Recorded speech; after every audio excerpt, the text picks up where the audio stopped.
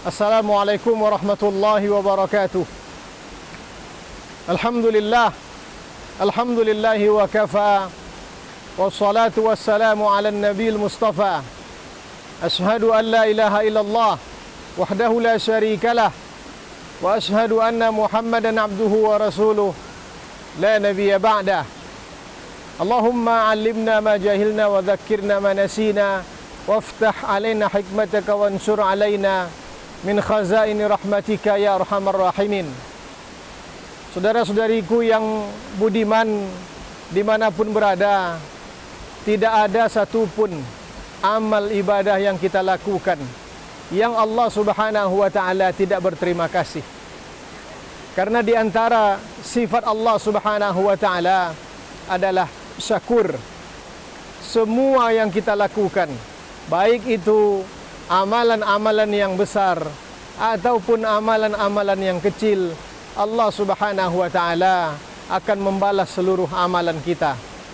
Tak dikira dari siapa saja amalan itu muncul, selagi itu dilakukan ikhlas karena Allah Subhanahu wa ta'ala. Di dalam Al-Quran, Allah Subhanahu wa ta'ala mengatakan, "Faman ya'mal mithqala dzarratin khairan yarah." Orang yang melakukan kebaikan meskipun sebesar biji zarah, maka dia akan menyaksikan kebaikan tersebut. Allah Subhanahu wa ta'ala akan membalas kebaikannya.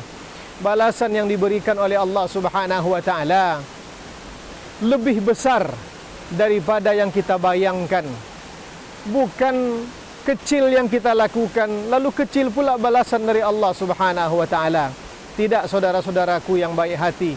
Allah Subhanahu wa ta'ala melipat gandakan amalan, melipat gandakan balasan dari amalan yang kita lakukan.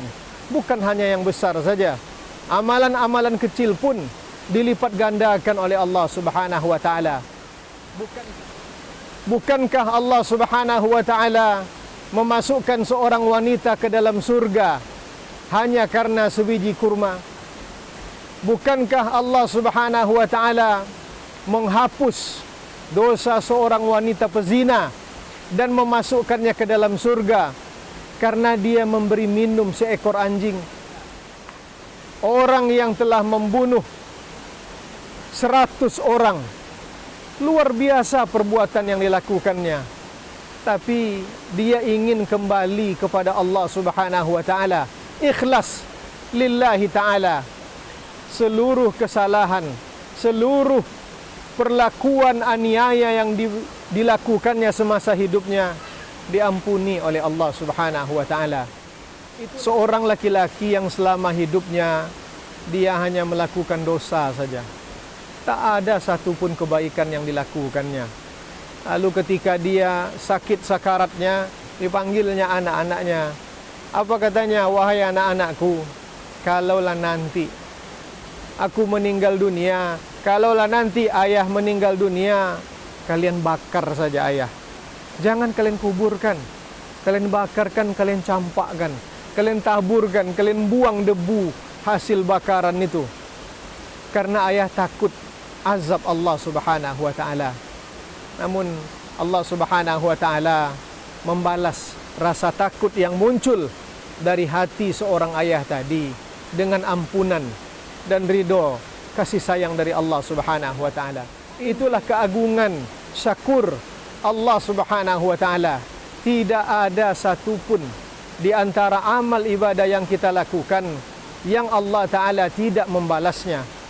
Ibadah kecil, amalan-amalan besar, amalan-amalan kecil, Allah ta'ala melipat gandakan amalan kita. Orang-orang yang berinfak di jalan Allah juga demikian keberadaannya. Ada sepasang suami istri yang memiliki usaha kecil-kecilan. Tak seberapa yang mereka dapatkan dari hari ke harinya. Dikumpulkanlah keuntungan dari usahanya itu, dari dagangannya itu yang diangsur-angsur selama bertahun-tahun. Apa tujuannya? Untuk membangun rumah idaman yang mereka dambakan selama ini. Pada suatu kali suami tersebut mendengarkan khutbah di sebuah masjid di mana sang khatib membacakan hadis Nabi Muhammad sallallahu alaihi wasallam. Kata Rasulullah, "Man bana lillahi masjidan, banallahu lahu baitan fil jannah." Orang yang ikut berpartisipasi membangun masjid selama dia hidup di dunia ini, Allah Subhanahu wa taala akan membangun sebuah rumah untuknya. Membangun masjid yang dimaksudkan Rasulullah bukan membangun masjid seutuhnya, walaupun itu hanya sebuah batu bata, walaupun itu hanya satu sak semen, walaupun itu hanya sumbangan-sumbangan yang kecil, tapi dilakukan karena Allah Subhanahu wa taala. Ucapan khatib tadi menusuk hati sang suami. Sepulangnya ke rumah, dia bercerita kepada istrinya. Apa katanya kepada istrinya? "Wahai istriku yang tercinta, tadi saya mendengarkan sebuah khutbah yang menurut saya sangat masuk ke dalam hati saya. Ingin sekali saya melakukannya." Disampaikanlah maksud hatinya untuk menginfakkan harta yang dikumpulkannya selama bertahun-tahun demi rumah imdaman mereka, rumah impian mereka, untuk diinfakkan membangun masjid. Alhamdulillah, sang istri menyetujui permintaan suaminya itu. Maka mereka serahkanlah hartanya untuk membangun masjid di jalan Allah Subhanahu wa taala. Dan apa yang terjadi? Allah Subhanahu wa taala melipat gandakan untuk mereka kebaikan-kebaikan di dunia, dan yang lebih dahsyat lagi, rumah di surga telah dibangun oleh Allah Subhanahu wa taala. Intinya apa, saudara-saudariku yang dimuliakan Allah? Tidak ada satupun amal ibadah, tidak ada satupun perbuatan yang kita lakukan ikhlas lillahi ta'ala yang tidak diberikan ganjaran yang berlipat ganda oleh Allah Ta'ala.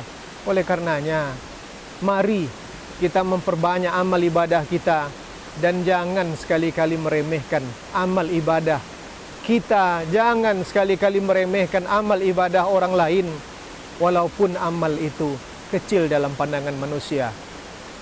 Mudah-mudahan bermanfaat. Aqulu qawli hadza wa astaghfirullah li wa lakum.